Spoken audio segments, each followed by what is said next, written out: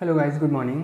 सो पहला टॉपिक है वो स्टार्ट किया था और हमने क्या क्या पढ़ लिया था उसको हम लोग डिस्कस करते हैं। हम लोगों ने जो पहले चैप्टर में पढ़ा था, सॉरी पहले लास्ट लेक्चर में जो पढ़ा था, हमने पढ़ा था परिपथ के बारे में कि परिपथ क्या होता है। फिर परिपथ की डेफिनेशन लिखी थी, उसके एग्जाम्पल्स कर लिए थे। फिर हमने सक्रिय परिपथ और निष्क्रिय परिपथ के बारे में पढ़ा था और सक्रिय परिपथ और निष्क्रिय परिपथ का क्या कर दिया था, हमने डेफिनेशंस पढ़ ली थी कि उसकी डेफिनेशंस क्या क्या होती है। ठीक है, उसके एग्जाम्पल्स देख लिए थे। अभी हम तो पहले परिपथ को हमने दो पार्ट में डिवाइड किया था, सक्रिय परिपथ और निष्क्रिय परिपथ, एक्टिव सर्किट और पैसिव सर्किट। जो एक्टिव सर्किट और पैसिव सर्किट हमने बांटे थे दो पार्ट में, वो किस बात के आधार पर लिए थे हमने? ऊर्जा के स्रोत के आधार पर, कि अगर ऊर्जा का स्रोत होगा तो सक्रिय परिपथ बोलेंगे और अगर ऊर्जा का स्रोत नहीं होगा तो उसको निष्क्रिय परिपथ बोलेंगे, यही बोला था। अब मैं किसी और आधार पर उसको जो परिपथ है उसको अलग अलग भागों में बांटता हूँ। मैं टर्मिनल के आधार पर बांट रहा हूँ मैं अभी। तो टर्मिनल के आधार पर हम लोग डिस्कस करेंगे। किसके आधार पर? टर्मिनल के आधार पर, टर्मिनल के आधार पर परिपथ।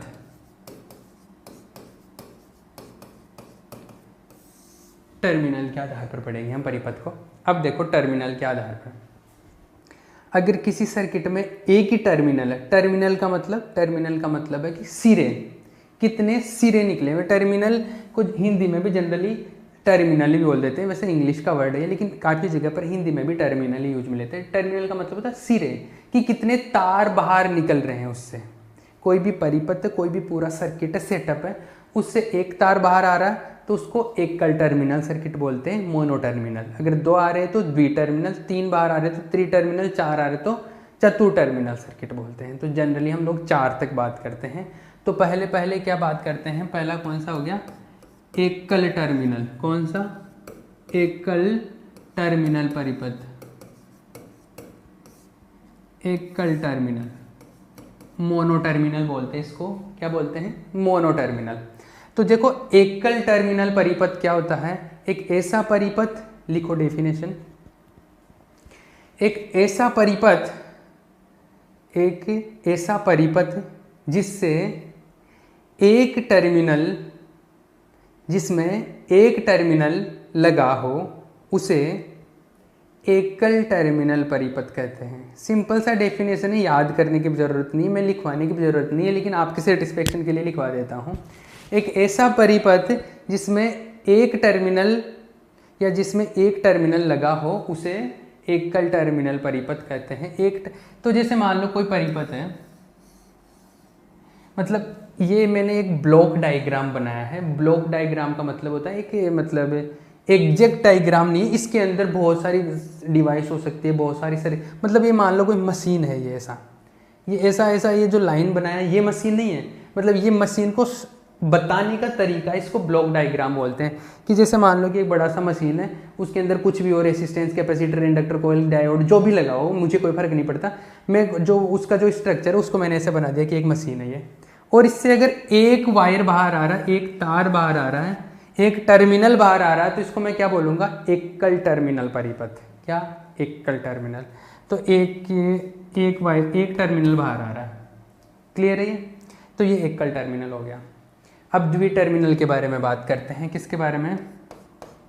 द्वि टर्मिनल परिपथ। अगर किसी से दो टर्मिनल बाहर आ रहे हैं, अगर किसी परिपथ से दो टर्मिनल बाहर आ रहे हैं तो उसको क्या बोलेंगे? द्वि टर्मिनल परिपथ। जैसे मान लो ये परिपथ है, इससे दो टर्मिनल बाहर आ रहे हैं, एक ये, दूसरा ये जो मान लो इधर से मैं इनपुट दे रहा हूं, कोई भी निवेश कर रहा हूं, और इधर से निर्गत हो जाएगा, उधर आउटपुट हो जाएगा। तो ये इनपुट वाला पार्ट है, निवेशी पार्ट है, ये निवेश है ये, और इधर क्या हो जाएगा? आउटपुट हो जाएगा, निर्गम। मतलब इधर से आने का रास्ता, उधर से जाने का रास्ता है। तो ये क्या हो गया? इनपुट, उधर क्या हो गया? आउटपुट हो गया। क्लियर है? तो अगर किसी परिपथ में दो टर्मिनल हो, दो टर्मिनल लगे हो, तो उसे क्या बोलते हैं? द्वि टर्मिनल। अगर किसी में तीन टर्मिनल लगे हो तो उसको त्रि टर्मिनल। समझ में आ रहा है? डेफिनेशन लिखने की ज़रूरत है, आप लिख सकते हो, इसमें मुझे कोई वैसे आपको कोई रटने की ज़रूरत नहीं है। तो जैसे एकल टर्मिनल में एक ऐसा परिपथ जिसमें एकल टर्मिनल या एक टर्मिनल हो लगा हो उसे एकल टर्मिनल बोलते हैं। एक ऐसा परिपथ जिसमें दो टर्मिनल लगे हो उसे द्विटर्मिनल बोलते हैं। ठीक है, ये द्विटर्मिनल हो गया, ये इसका एक वो हो गया ब्लॉक डायग्राम। इसका जैसे अगर मैं द्विटर्मिनल युक्तियों की बात करूँ तो ऐसा है, जैसे मान लो डायोड है, एग्जाम्पल्स में बात कर रहा हूँ इसके द्विटर्मिनल के एग्जाम्पल्स में। अगर जैसे डायोड है, डायोड ऐसे बनाते हैं, ये होता कैसे है, क्या मीनिंग होता है डायोड का वो आगे डिस्कस करेंगे, लेकिन डायोड को ऐसे बनाते हैं। तो एक तो इनपुट, जैसे ये इनपुट हो गया, ये दूसरा क्या हो गया, ये आउटपुट हो गया एक तरीके से, ऐसे बोल सकता हूँ ना, दो टर्मिनल है। परिपथ वो प्रतिरोध भी तो ऐसा ही होता है ना, जैसे प्रतिरोध ये एक तरीके से इधर से मान लो करंट आ रहा है, इधर से करंट जा रहा है, तो एक इनपुट हो गया एक आउटपुट हो गया। संधारित्र कैपेसिटर भी ऐसा ही होता है, एक इनपुट हो गया एक आउटपुट हो गया। तो ये क्या हो गए, द्विटर्मिनल परिपथ के क्या हो गए, एग्जाम्पल्स हो गए। ठीक है, त्रिटर्मिनल परिपथ की बात करता हूं मैं। त्रिटर्मिनल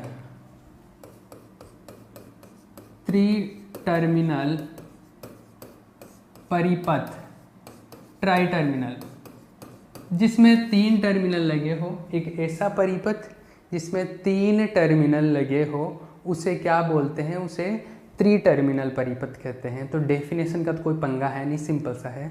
तो एक ऐसा परिपथ जिसमें तीन टर्मिनल लगे हो उसे क्या कहते हैं, उसे त्रिटर्मिनल परिपथ कहते हैं। क्लियर हो गया? जैसे मैं बनाऊं तो इसको देखो कैसे बनाते हैं, इस चीज को ध्यान रख लेना। जैसे एक तो ये बना दिया मैंने, ठीक है, एक येलो, एक ये बना दिया, एक ये बना दिया, तीन टर्मिनल बना दिए। अब चाहो जैसे निकालो, जरूरी नहीं ऐसे करो इधर निकाल इधर, मतलब तीन तार बाहर आ रहे हैं तो वो क्या हो गया, त्रिटर्मिनल हो गया। तीन वायर बाहर आ रहे हैं तो तीन टर्मिनल हो गया। ठीक है, इसको दूसरे तरीके से ऐसे ही बनाते हैं। एक्चुअल जो होता है वो इस तरीके से होता है, जैसे ये मशीन है लोग कोई भी लगी हुई, एक ये हो गया, एक ये हो गया, एक ये हो गया, एक ये हो गया। वैसे तो चार हो गए ना, ये चार हो गए, लेकिन क्या करते हैं, जैसे दो वायर को सेम वोल्टेज पे रख लेते हैं, मतलब कॉमन कर देते हैं। जैसे ये लो, दोनों को टच कर दिया, मतलब सेम वोल्टेज पे हो गए, सेम वोल्टेज पे हो गए। तो इसका मतलब कि ये वायर, ऐसा नहीं है कि टर्मिनल अलग अलग नहीं है, टर्मिनल सेम ही टर्मिनल हो गया, क्योंकि वोल्टेज सेम हो गया तो ये वायर क्या हो गया, एक तरीके से कॉमन वायर हो गया। तो ये अब जो वैसे जैसे इसको जब मैंने हटाया था, अभी तो ये कैसा है, फोर टर्मिनल है, क्योंकि चार टर्मिनल है ना, अलग अलग है। लेकिन जब मैं इसको कनेक्ट कर देता हूं तो अब ये क्या हो गया, तीन टर्मिनल ही हो गए। क्योंकि वैसे देखा जाए तो इसमें चार टर्मिनल थे, लेकिन अभी ये टर्मिनल और ये टर्मिनल सेम वोल्टेज पे हैं, तो एक तरीके से ही काम करेंगे, ये दोनों कॉमन हो गया ये वायर। तो ये वायर एक ही कॉमन वायर हो गया, तो एक तो ये हो गया, एक ये हो गया, एक ये हो गया, तीन वायर है एक तरीके से, मतलब तीन टर्मिनल है। तो ये त्रिटर्मिनल को ऐसे लिखते हैं। आई बात समझ? हम उसकी बात करते हैं चतुर्टर्मिनल की। किसकी बात करूं मैं, चतुर्टर्मिनल, चतुर्टर्मिनल, चतुर्टर्मिनल परिपथ।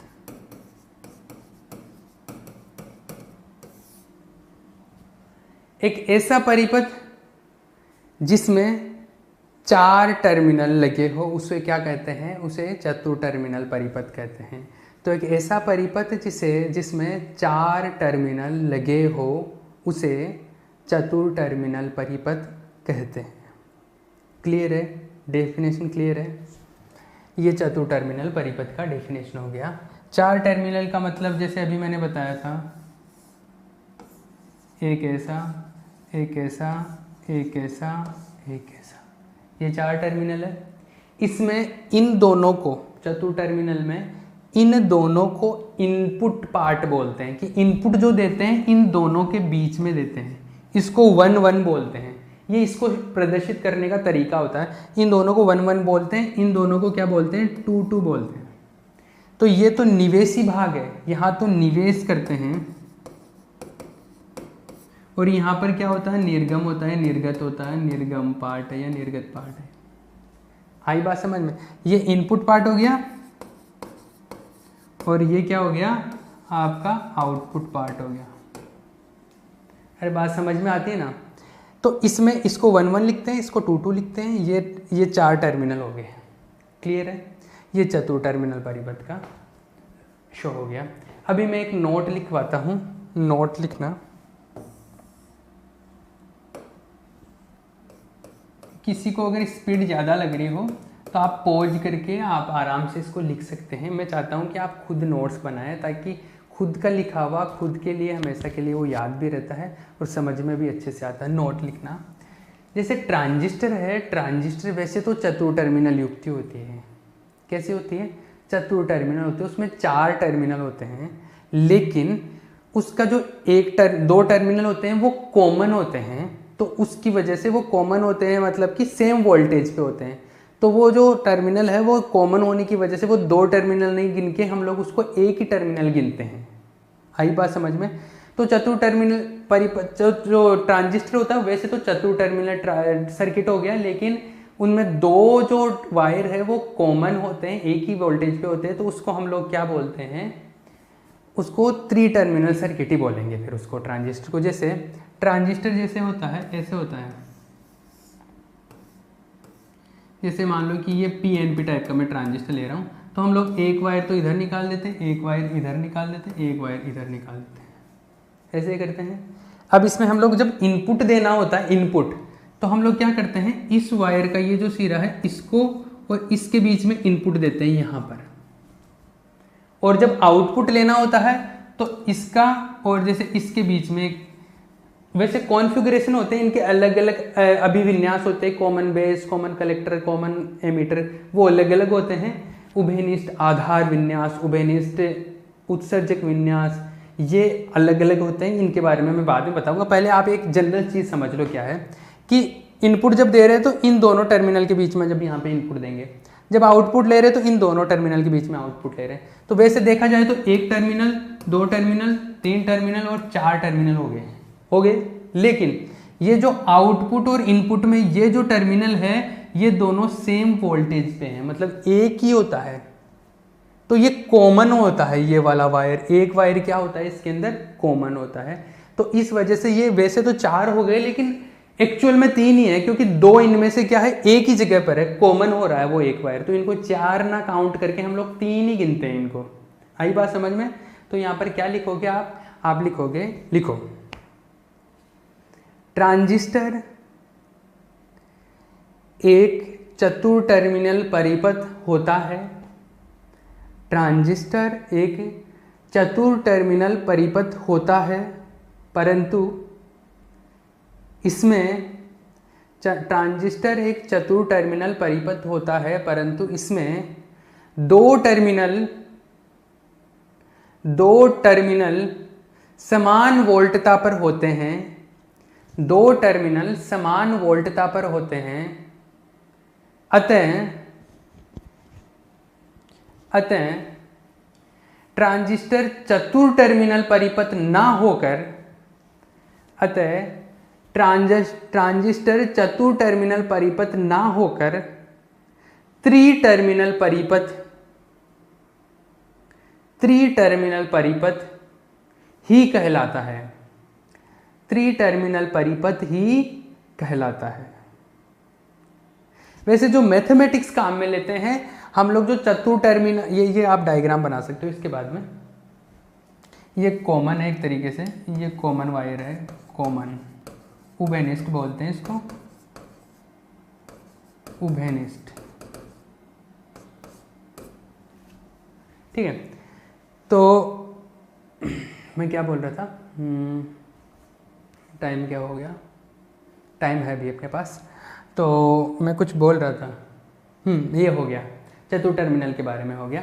अभी हम लोग डिस्कस करते हैं क्या, इसके आगे की चीज़ें, सर्किट की और बातें डिस्कस करते हैं। ठीक है, यहाँ तक तो अभी हमने सर्किट के टाइप्स ही पढ़े हैं कि circuit active circuit, passive circuit, वो बैटरी के बेस पे हो गया। यहाँ पर टर्मिनल के बेस पर एकल टर्मिनल, द्विटर्मिनल, त्रिटर्मिनल, चतुर टर्मिनल, 4 हो गए। अब आगे बात करते हैं। अब देखो परिपथ से रिलेटेड बहुत सारी हम लोग डेफिनेशन के बारे में बात करेंगे, परिभाषाओं के बारे में बात करेंगे। परिभाषा इतनी तो पढ़ ली, आगे और परिभाषाओं के बारे में बात करते हैं। तो देखो नेक्स्ट परिभाषा है किसकी, शाखा के बारे में बात करते हैं। शाखा,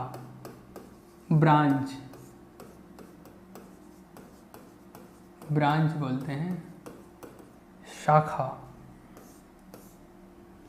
देखो शाखा क्या है,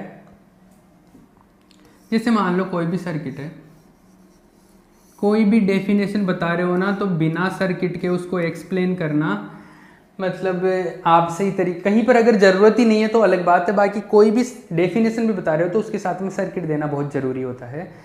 बिना सर्किट के जो इलेक्ट्रॉनिक्स है उसका कोई मीनिंग नहीं है।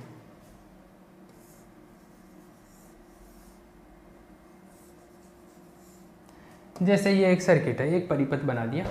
पहली चीज़ तो ये एक्टिव परिपथ है कि पैसिव परिपथ है, ये क्योंकि बैटरी लगी हुई है, वोल्ट का स्रोत है, तो ये एक्टिव है।